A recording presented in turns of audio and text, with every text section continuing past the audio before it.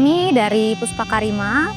Puspakarima adalah grup musik yang berisi seluruhnya kaum perempuan yang bergerak dalam bidang pemajuan kebudayaan dan pemberdayaan perempuan.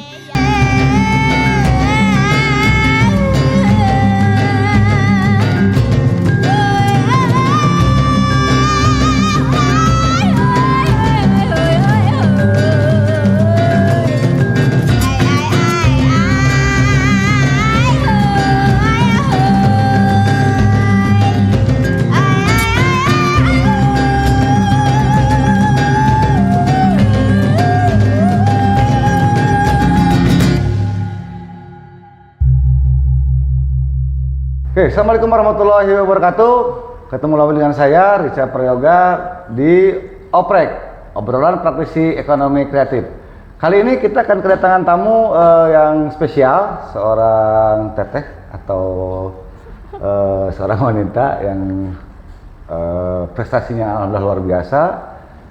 Dan beliau tergabung dalam suatu nama yayasan yaitu Puspakarima. Untuk lebih jelasnya lagi, kita akan perkenalkan dengan Teteh Bunga. Teteh Bunga. Oke, silakan Teteh bisa memperkenalkan diri kita. Sampurasun semuanya, kasadayana, wargi-wargi Sumedang dan Jawa Barat dan sekitarnya. Perkenalkan, saya Bunga Desri, musisi dari Kabupaten Sumedang. Alhamdulillah. Oke, Teteh boleh diceritain nggak apa itu Puspakarima? Kalau yang saya tahu itu mungkin ya, kalau saya berpikirnya itu bahwa itu sebuah sanggar atau apa gitu ya. Nah mungkin itu bisa jelasin apa sih Puspakarima itu, terus apa sejarah atau berdirinya itu seperti apa? Kita mau ceritain boleh?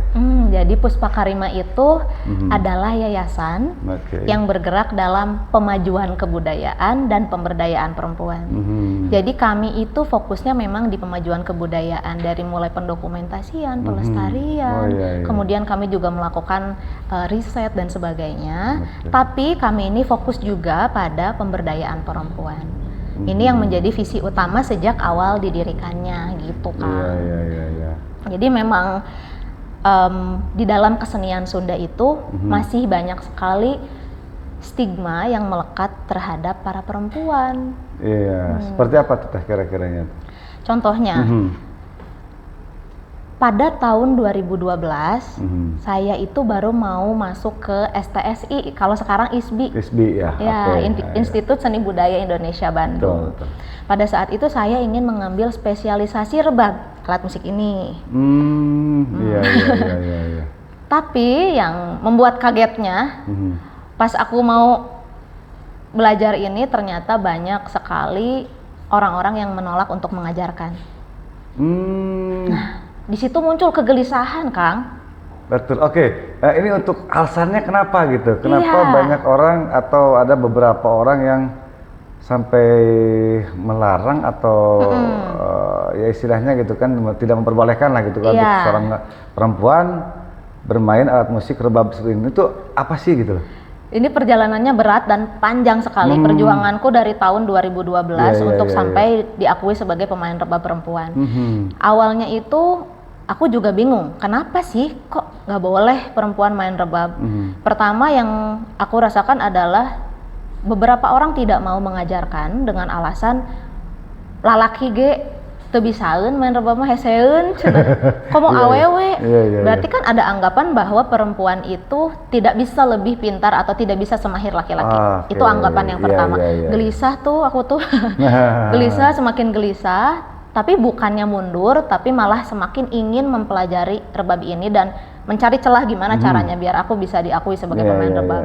Yang kedua, ternyata seiring perjuangan itu ditemukan juga pandangan lain, yaitu adanya mitos bahwa rebab ini adalah perempuan. Maka dari itu dimainkannya harus oleh laki-laki. Ada anggapan seperti itu. Gitu. Nambah lagi Kang kegelisahan tuh. Aku berpikir seperti ini, atau awewe dimain-mainkeun kudu ku lalaki, perempuan sekedar jadi objek. Sementara dimainkannya harus oleh laki-laki, perempuan diem aja dan dianggapnya tuh benda mati gitu. Makanya saha sih nu pertamana nu ngamitoskeun ieu, nu ngalarang-larang ieu saha, makin gelisah pada saat itu. Anggapan yang ketiga adalah pemain rebab ini biasanya adalah pemimpin di dalam grup. Oke. Konon katanya begitu, pemain rebab secara tradisionalnya tuh biasanya di grup tuh berperan penting lah sebagai pemimpin, sebagai pembuat lagu, orang yang pimpro lah pokoknya mah gitu. Dan adanya anggapan itu tuh membuat bahwa nggak mungkin cewek jadi pemimpin. Pasti harus cowok pemimpin tuh. Ada anggapan seperti itu. Belum lagi anggapan bahwa rebab ini adalah salah satu alat musik yang susah sekali dipelajari katanya. Betul. Dan perempuan itu tidak punya banyak waktu untuk belajar katanya. Palingan juga udah lulus kuliah, nikah, punya anak, berhenti jadi seniman, terus mereka juga nggak boleh pulang malam-malam, nggak ada banyak waktu latihan. Mungkin. Jadi anggapan-anggapan seperti itu. Pokoknya penuh perjuangan lah dari 2012. Tapi untungnya ketika banyak orang yang menolak nih, sampai ada yang bilang aku adalah tanda-tanda kiamat. Suruh turun panggung. Ya Allah. Tapi ya karena tidak menyerah itu, alhamdulillah dipertemukan dengan maestro rebab, namanya Pak Caca Sopandi. Beliau ini sangat terbuka gitu dari zaman dulu. Memang pengen banget ada perempuan yang menjadi pemain rebab. Dia sudah menunggu-nunggu momen ini dari tahun 80-an ketika beliau awal-awal jadi dosen di STSI, di ASTI zaman dulu tuh. Cuman kalau dulu mungkin ya orang berpikir karena stigma yang tadi, malas untuk ngapain sih gua bisa rebab gitu ya. Terus juga ya memang bingung juga sih. Iya kan, kayak bener. Jadi zaman dulu tuh sebelum Bunga gitu masih ada juga perempuan lain yang memang berniat yang sama, Kang. Tapi jadi, mungkin nggak ini ya. Zaman ASTI itu udah ada nih yang mau ngambil spesialisasi rebab, tapi kemudian tidak tahan karena ya beratnya itu stigma dari masyarakat, tekanan sosial, terus dari kebudayaan Sunda pada saat itu. Jadi sangat berat, akhirnya mundur lagi. Nah, Pak Caca yang basicnya adalah seorang atlet, dia berpikir atlet juga banyak perempuan, katanya gitu. Oh iya benar ya. Makanya beliau itu ketika aku ingin menjadi pemain rebab, semangat pisan dia tuh malah. Beliau tuh kayak bener mau jadi pemain rebab, sok diajarkan ku bapak. Dari jam 4 subuh setiap hari ini, dari jam 4 subuh sampai jam 8 pagi sebelum masuk kuliah, beliau mengajarkan rebab setiap hari selama 3 tahun sampai akhirnya lulus kuliah di tahun 2016. Oke. Jadi kalau dilihat dari dari tadi yang diceritakan sedikit sejarah mungkin ya, bahwa dari tahun 80 ya kan Kang Caca ya, Caca itu mencari untuk seorang perempuan untuk jadi pemain rebab. Terus sampai sebelum Teh Bunga masuk atau ada, itu belum ada. Belum. Jadi Teh ini pelopor mungkin ya untuk mungkin di era modern. Di era modern gitu. Ya. Tapi mungkin sebelumnya pernah dengar nggak ada Sebelumnya cerita? Pernah dengar ada sosok perempuan, tokoh-tokoh yang bisa memainkan rebab, tapi bukan khusus sebagai pemain rebab gitu. Misalkan contohnya Ibu Siti Rokayah itu pencipta dan maestro lagu-lagu Cianjuran. Beliau itu sebetulnya adalah komposer, kemudian pemain kacapi indung, tapi katanya bisa juga main rebab. Gitu ya. Tapi nggak secara khusus dia adalah pemain rebab gitu. Spesialisnya begitu. Iya, ibarat orang main gitar bisa main organ juga gitu kan, tapi belum tentu jadi spesialis gitaris gitu ya. Betul. Nah, dari pengalaman itu ternyata bukan hanya di dunia rebab, Kang, yang mempunyai masalah tuh. Ternyata di alat musik yang lain juga bermasalah nih. Khususnya perempuan tuh. Alat musik apa nih? Banyak, misalnya memang sih di era Bunga di tahun 2012-an itu sudah ada perempuan yang main kendang, udah ada, yang main kacapi udah ada. Gitu, udah banyak lah pemain alat musik.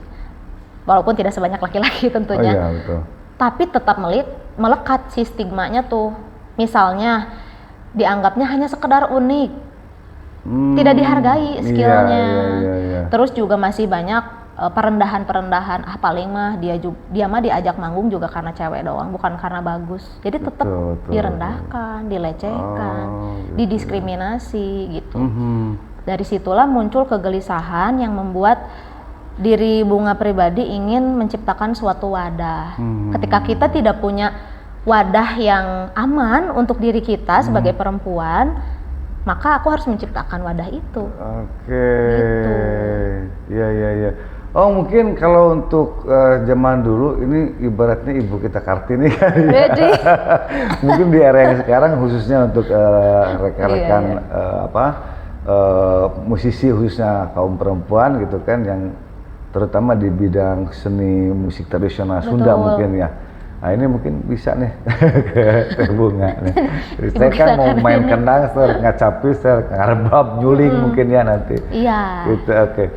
Oke, itu tadi sejarah mungkin ya Teh. Terus untuk sekarang tuh atau ini maksudnya perkumpulan atau yayasan atau sanggar atau apa terus Yayasan. ada anggotanya atau gimana ini Teh? Jadi Puspa Karima itu awalnya adalah ide gagasan dari diri Bunga dan suami untuk menciptakan wadah yang tadi itu. Oke. Awalnya hanya kami aja untuk membangun sesuatu, bagaimana berpikir caranya untuk menciptakan wadah ini untuk bisa mengajak perempuan-perempuan Iya, lain iya, agar iya, memiliki iya. visi yang sama dan berjuang bersama-sama di jalan yang ingin kita tempuh ini gitu. Oke, Itu iya. sulit sekali pada awalnya. Kita tuh cuma berdua aja. Ya ampun, udah ada yang ikut latihan, diskusi bareng, mundur. Karena enggak kak, saya mah gitu kan, banyak yang kayak gitu. Tapi kemudian bertambah jadi 2 orang, jadi 3 orang. Kemudian kita berpikir untuk ya udah kita bikin grup yuk. Gitu. Awalnya tuh grup dulu. Gitu, grup kesenian gitu ya. Grup kecil untuk diskusi ibu-ibu ini iya, mah. iya, Jadi iya. yang penting tuh ibu-ibu bisa mencurahkan pemikirannya, Betul. latihan bareng, bermusik bareng, bari botram gitu ya. Oke.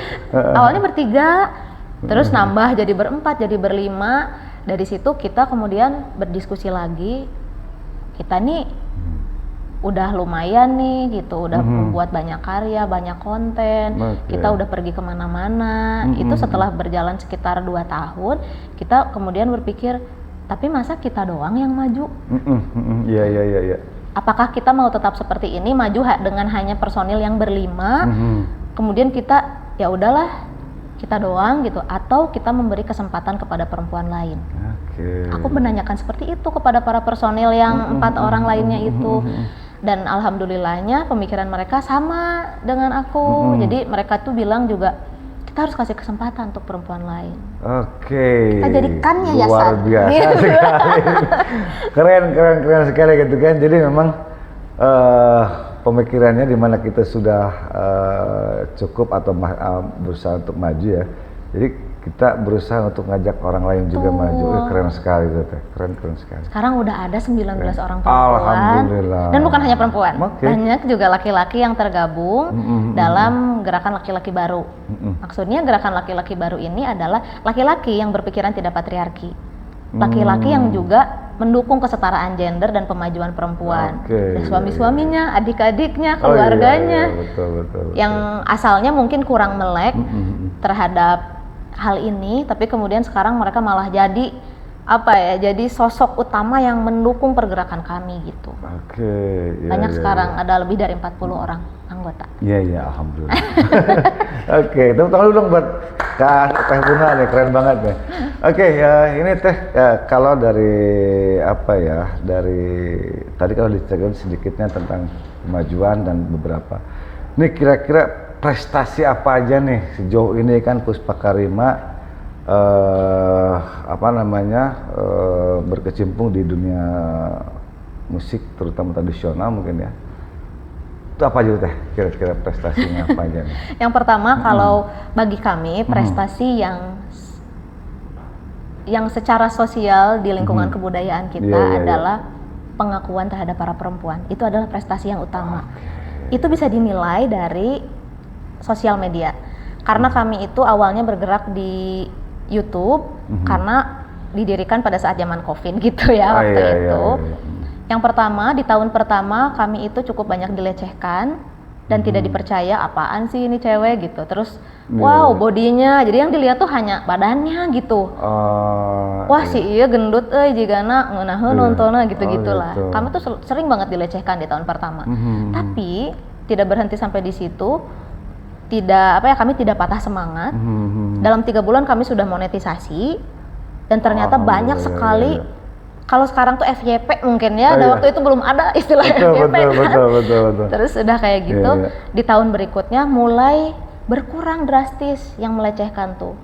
Malu sendiri mereka tuh. Iya benar. Malu nih orang yang lain. Kan dari respon yang lain memang banyak positifnya gitu kan. Akhirnya banyak yang positif. Betul. Di tahun kedua kami mulai dianggap unik. Ya lumayan lah walaupun cuma dianggap unik gitu kan. Tapi dari tahun ketiga sampai sekarang itu kami sangat diapresiasi dari segi skillnya, kemajuannya, pemikiran kami.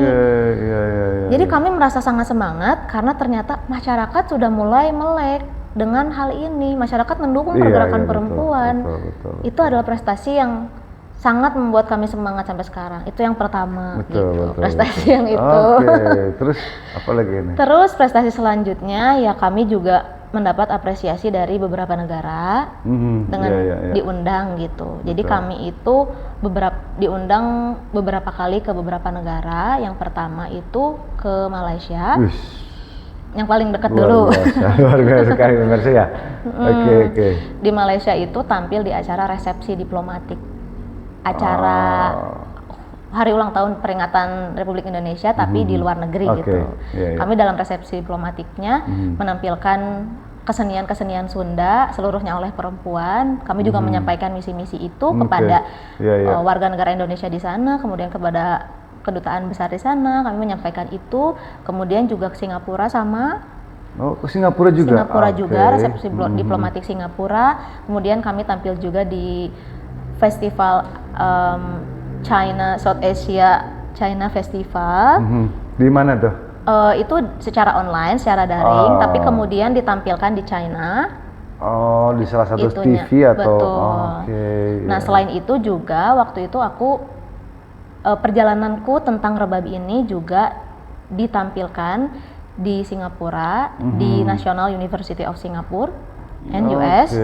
Itu dalam konser bertajuk Southeast Asia Golden Age Symphony. Jadi ini tuh sangat menarik gitu karena Bunga tuh selalu berpikir gini dulu tuh Kang, kayak sirik banget sih ke kesenian tradisional India, Arab gitu ya. Mereka tuh terkenal di seluruh dunia loh Kang, kesenian tradisionalnya. Betul. Diiringi orkestra dan alat musik tradisionalnya sendirian gitu, diiringi oleh orkestra. Kapan ya kesenian Sunda seperti itu? Selalu mikir gitu Bunga tuh.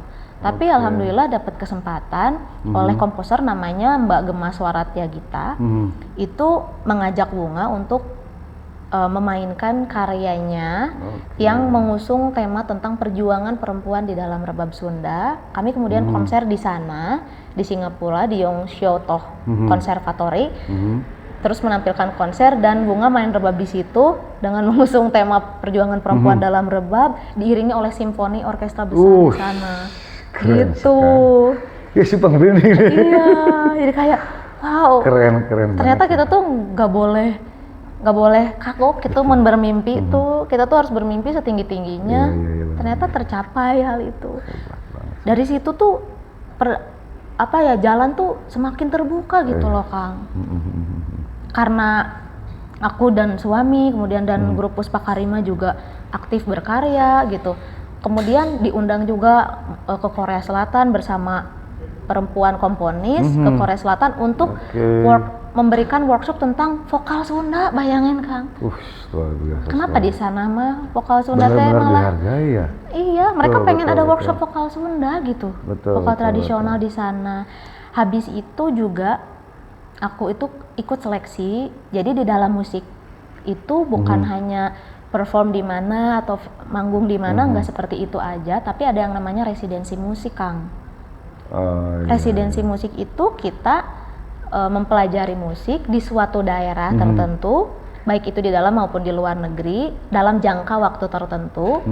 Kemudian kita berkegiatan di sana, berkolaborasi dengan berbagai orang di sana, dari berbagai negara, kemudian buat karya bersama, konser bersama, konsepnya seperti itu residensi. Kebetulan waktu itu ada pembukaan residensi namanya One Beat dari pemerintah Amerika Serikat, dari Kementerian Pendidikan dan Luar Negeri Amerika Serikat, itu pembukaan residensi dan diperuntukkan untuk seluruh dunia gitu, seluruh negara di berbagai belahan dunia gitu.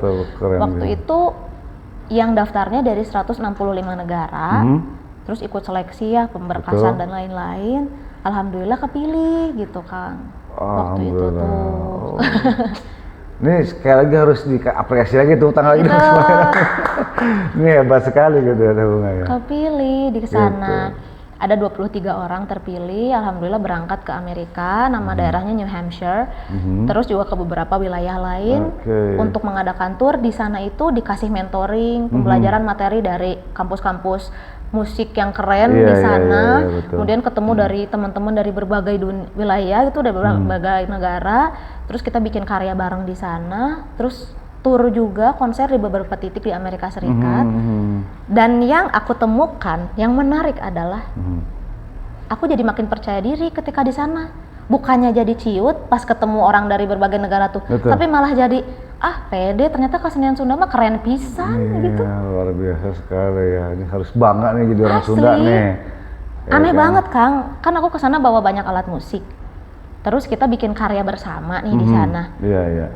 Dak, alat musik Sunda dan nada Sunda tuh selalu bisa masuk ke berbagai nada dari berbagai negara lain. Betul. Kesenian Sunda mah dibawa kemana-mana tuh bisa masuk. Dari situlah makin percaya diri, pemikiran makin terbuka. Terus juga ada residensi lainnya, kita daftar-daftar lagi, terus kepilih lagi. Setelah itu berangkat ke Taiwan untuk ada namanya program residensi di Taiwan, di Taitung.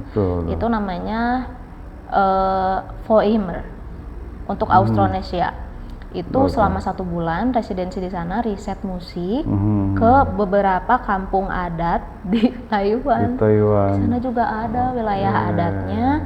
Dan ternyata aku banyak belajar tentang bagaimana sistem mereka untuk mengembangkan negaranya melalui kebudayaan. Oke. Mungkin selain jalan-jalan, saya lupa. Apa namanya tadi, berkesenian di luar negeri, pernah nggak Teteh bikin sesuatu atau bikin acara di daerah sendiri? Pokoknya ada satu yang paling terbaru dan paling gong banget, yaitu konser tunggal Puspakarima. Oke, tepuk tangan dulu. Gimana ceritain nggak? Konser tunggal ini bertajuk Gelar Genjleng Puspakarima, dilaksanakan di Unpad di Pati Ukur, Bandung. Kami di sana menampilkan 12 jenis kesenian tradisional Sunda. 12 kesenian tradisional Sunda. Oleh seluruhnya perempuan, berjumlah 16 orang. Semuanya perempuan? Iya, para musisinya seluruhnya perempuan. Bisa diceritain apa aja tuh yang 12? Masih inget nggak atau? Pokoknya dari yang pertama ada kesenian pantun. Pantun, Kemudian ada juga kesenian Cianjuran. Saya tuh kalau Cianjuran. Celempungan. Celempung, Ketuk tilu. Jepongan ya? Tayuban masih tari juga. Pencak silat. Yang paling gong lagi pas penutup ada kesenian Tanji yang suka dikudarin gong Sumedang. Ini cewek semua? Cewek semua. Lah yang pegang goong itu cewek? Cewek juga. Pokoknya kalau ada yang penasaran, itu bisa dicek di YouTube-nya Puspakarima. Itu semuanya sudah ditampilkan di sana. Berbagai jenis kesenian. Kalau yang saya tahu juga kalau di Tanji itu biasanya kalau yang pegang trompet ataupun apa tuh cowok. Nah, bagian yang pakai topi itu ya kan cewek baru yang joget-joget. Sekarang enggak, justru malah pemusiknya sendiri langsung semuanya perempuan. Itu dibalik orang yang di depan layar, yaitu kami perempuan yang jumlahnya 16 ditambah dengan para orang-orang di balik layar, semua totalnya jumlah 70 orang. Keren banget. Hingga akhirnya konser ini bisa terlaksana. Luar biasa. Konser ini didukung oleh Unpad, oleh Pak Ganjar Kurnia Unpad. Untuk mencetak sejarah luar perempuan Sunda ini maju banget nih perempuan Sunda nih. Keren ya. Ini nggak bisa diiniin. Oh ya dengar-dengar juga kan, mohon maaf gitu kan, ini dari perempuan-perempuan sekarang memang saya akuin luar biasa sekali gitu kan, selain Teteh dari Sumedang asli gitu kan ya, untuk di musik tradisional Sunda yang mungkin salah satunya rekor yang tadi ya untuk bikin konser tunggal. Mungkin saya juga pernah dengar tuh ada 3 orang anak Garut yang main band di luar negeri juga. Ini benar-benar kalau perempuan zaman sekarang itu nggak bisa dianggap remeh. Luar biasa sekali gitu kan. Nah makanya buat rekan-rekan yang mau gabung dengan Teteh Bunga, silakan.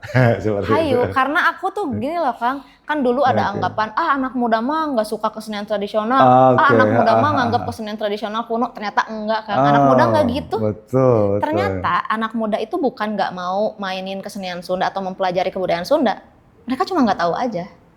Oh iya, Setelah iya, mereka betul. diperkenalkan, mereka justru malah tertarik banget, malah kepo banget ke kesenian Sunda. Betul, Makanya betul. kita sebagai orang-orang yang udah lebih tua-tua ini gitu, Iya, iya, iya. ya memiliki tanggung jawab untuk memperkenalkan terus kesenian tradisional Sunda dan kebudayaan Sunda yang lainnya, Oke. biar kebudayaan kita ini terus lestari gitu. Oke, luar biasa sekali menurut saya.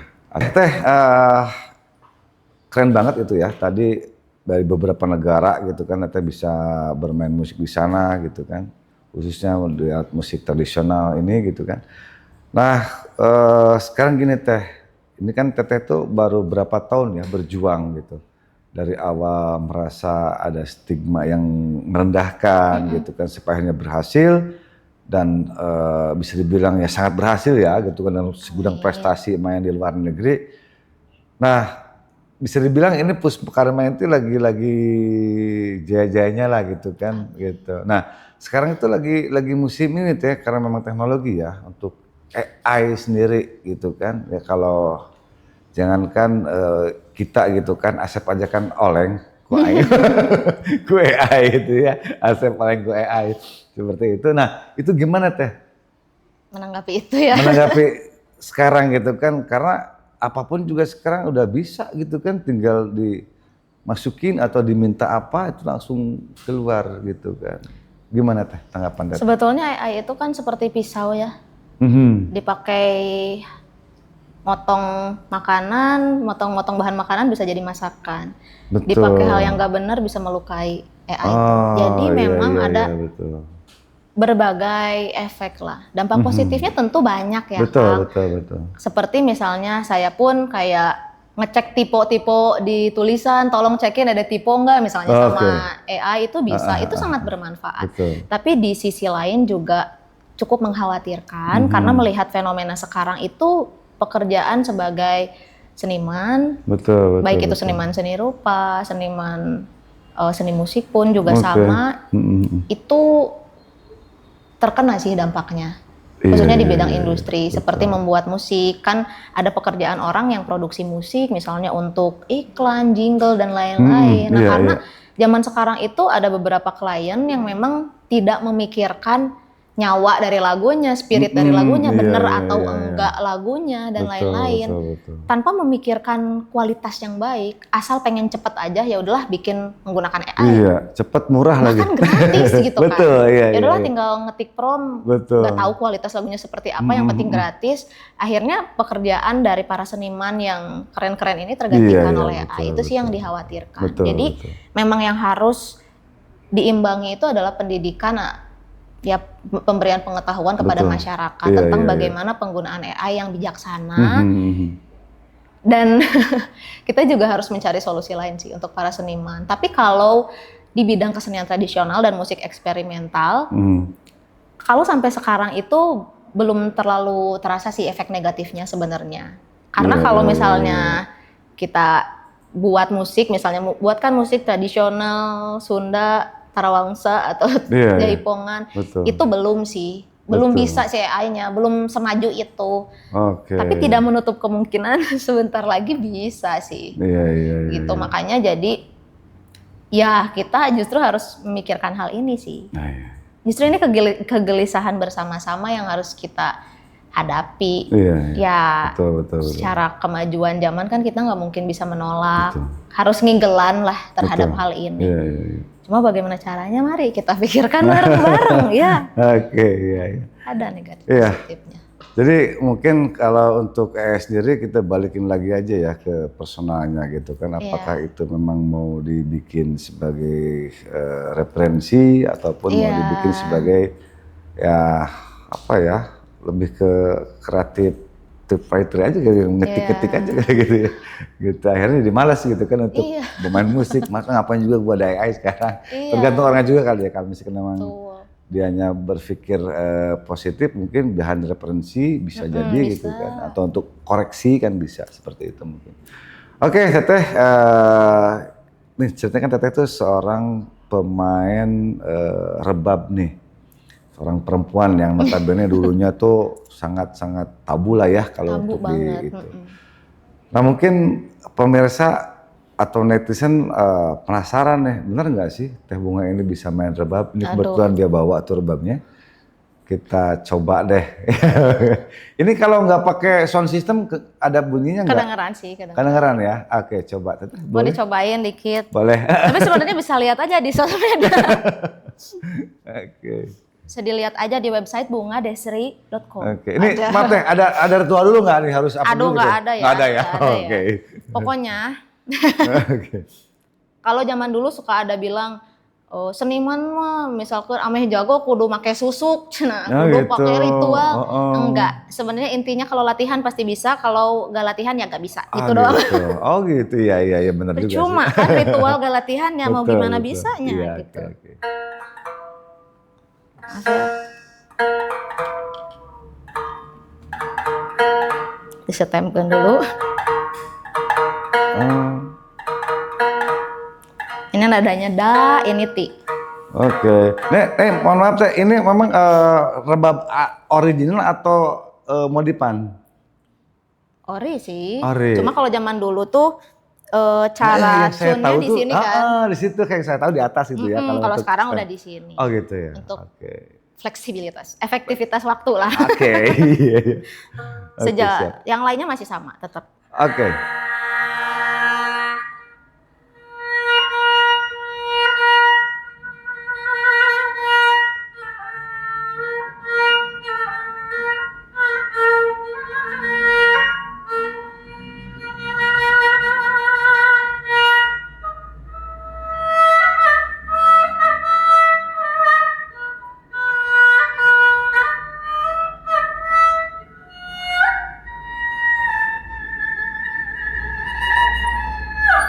Gitu.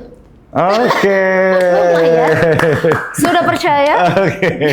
Iya. Dikit lah. Oke. Nah ini Teh kalau boleh tahu saya mau nanya Teh. Iya. Ini kan namanya digesek terus ada kunci-kuncinya. Kalau mungkin di biola ataupun di alat musik yang di ini tuh apa namanya? Selo gitu Selo, ya. oh, itu kan ada gripnya tuh. Nah ini bedainnya apa nih? Apakah Aduh. feeling atau apa? Memang ada diukur berapa senti dari sini ke sini berapa gitu gimana sih? Sebenarnya kan kalau rebab tidak nempel ke necknya ya, ini tuh tangan tuh hanya disentuh-sentuh gini aja tuh, disentuh aja tuh. Oke. Ya sebetulnya kalau dibilang feeling ada feelingnya, tapi bisa diukur juga pakai logika. Kita bisa lihat aja misalnya, kalau aku biasanya ngajarin ke yang murid baru, misalkan ke anak-anak baru, ke generasi muda tuh, mereka kan belum peka terhadap nada nih. Oh iya. Aku biasanya memberikan pengandaian kayak gini, coba deh kalau salendro, misalnya lala salendro itu kan sama jaraknya kisaran 4 cm deh, 4 cm kira-kira gitu.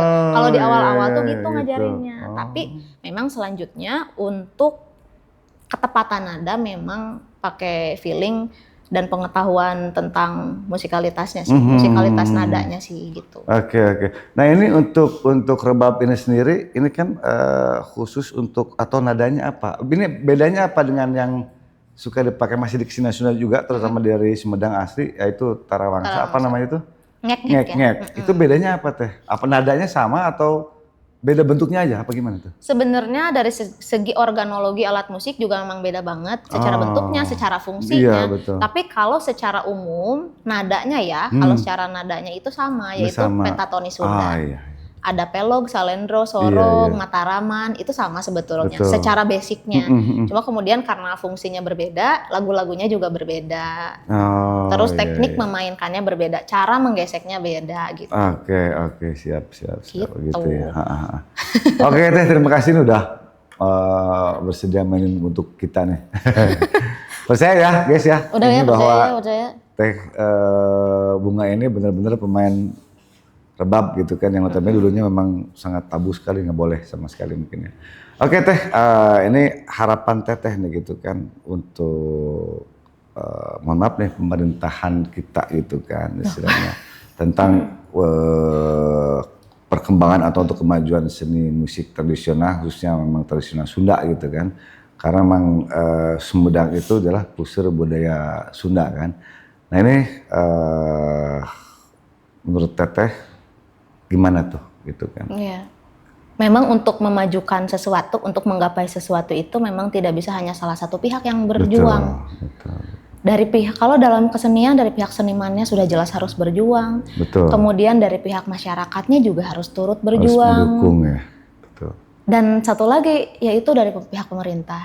Tentu peran pemerintah sebagai pihak yang sangat strategis dalam mengatur kebijakan. Betul. Dalam memberikan ruang itu sangat dibutuhkan. Jadi harapan saya memang pemerintah, apalagi sekarang Sumedang itu jargonnya adalah pusat budaya Sunda. Betul. Untuk lebih memikirkan lagi cara-cara strategis, bagaimana sih caranya untuk memajukan kesenian tradisional khususnya yang berasal dari Sumedang dan memajukan para seniman Sumedang. Karena seniman-seniman Sumedang itu sangat keren.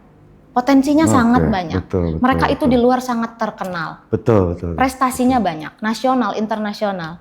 Banyak sekali aku bertemu dengan orang Sumedang lain di luar kota, di luar negeri yang prestasinya luar biasa gitu. Tapi mereka tidak dimanfaatkan ilmunya dan pengetahuannya oleh daerahnya sendiri. Betul. Jadi harapanku memang semoga kedepannya pemerintah Kabupaten Sumedang bisa lebih memikirkan cara dan strategi yang paling bijaksana untuk memajukan kesenian, untuk memajukan masyarakat, memajukan kebudayaan Sunda, karena ya kebudayaan Sunda khususnya kesenian tradisional adalah identitas kita.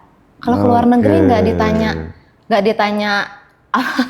ditanya kamu bisa bahasa Inggris, kamu nggak ditanya gitu. Ditanyanya apa kebudayaanmu, apa makanan tradisional kamu, apa kesenian tradisional kamu. Itu yang mengharumkan nama Sumedang di luar. Betul. Jadi jangan sampai kesenian tradisional, kebudayaan Sunda itu didiskriminasi di daerahnya sendiri gitu. Luar biasa sekali. Oke, Teteh, ini buat apa ya? Ini bukan promo ataupun apa, ini membuka peluang atau kesempatan buat rekan-rekan khususnya dari kaum perempuan yang ingin misalkan menimba ilmu atau sekedar pengen tahu itu apa tentang kesenian musik tradisional Sunda khususnya, mungkin Teteh bisa diituin. Iya, jadi sebetulnya Yayasan Puspakarima Indonesia adalah yayasan non-profit. Kami bergerak di bidang sosial dan kebudayaan. Jadi jika ada masyarakat, silakan teman-teman semua, tidak terbatas usia, tidak terbatas gender, tidak terbatas latar belakang apapun. Kalau ingin mempelajari tentang kebudayaan Sunda, bukan hanya kesenian tradisional Karawitan, bukan hanya itu, silahkan bisa menghubungi Puspakarima, bisa datang juga ke kami. Salah satu caranya lewat Instagram, silahkan DM ke Instagram @puspakarima, hubungi saja, nanti kami akan merespon. Misalnya ingin ikut latihan atau ingin riset bersama, kami sangat terbuka untuk hal itu. Luar biasa sekali. Nah itu ya, khususnya para kaum perempuan yang ingin tahu atau mau belajar tentang seni musik tradisional Sunda khususnya, ya itu bisa tuh ada di Instagramnya tadi, ya kan, tinggal di DM aja mungkin ya. Iya, silakan aja. Itu insya Allah langsung direspon. Kalau nggak sibuk ya. Enggak. Oke. Teteh, mungkin kita ada di penghujung gitu kan, sebetulnya masih banyak yang mau ditanyain gitu kan, karena seru banget nih dilihat dari tadi pengalaman ke luar negeri ataupun apa gitu ya, susah senangnya gitu kan, susurian atau sedihnya jauh timah di luar negeri. Sedih. Ya mudah-mudahan kita akan ketemu lagi di next episode gitu kan, dengan mungkin nanti bisa satu grup mungkin ya insya Allah ke depannya gitu kan, kita ngobrol-ngobrol bareng. Kita ngobrol bareng gitu kan. Oke, mungkin aja sekali lagi saya ucapkan terima kasih Teh Bunga dari Puspakarima gitu kan. Oke, itu aja mungkin guys ya, untuk oprek kita kali ini. Kita tutup dengan ucapan alhamdulillah. Bismillahirrahmanirrahim. Assalamualaikum warahmatullahi wabarakatuh.